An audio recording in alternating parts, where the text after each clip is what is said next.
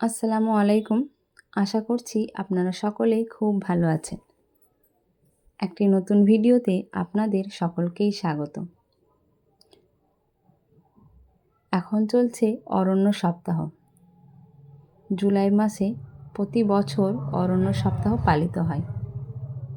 As a gardener আমিও এই দিনটি সেলিব্রেট করছি গাছ লাগিয়ে। তাই কিছু গাছ এনেছিলাম। এটি হচ্ছে প্লুমেরিয়া বা কাঠগোলাপের চারা। এর দাম নিয়েছে 40 টাকা। এটি সাদা সাদা ফুল হবে। আর এটি হচ্ছে ব্যাঙ্গালোর জবা। এর দাম নিয়েছে 70 টাকা।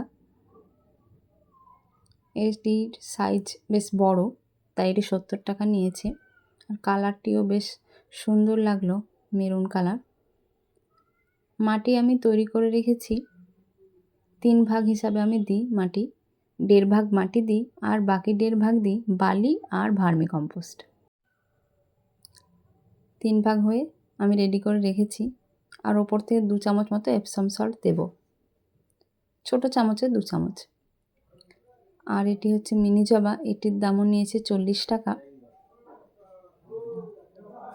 গাছে এখন খুব একটা সার লাগে না, যেহেতু বর্ষাকাল চলছে।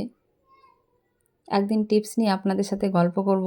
বাগানে আমার বাগানে 12 মাস ফুল থাকে। প্রায় সব সিজনেরই ফুল রয়েছে আমার বাগানে।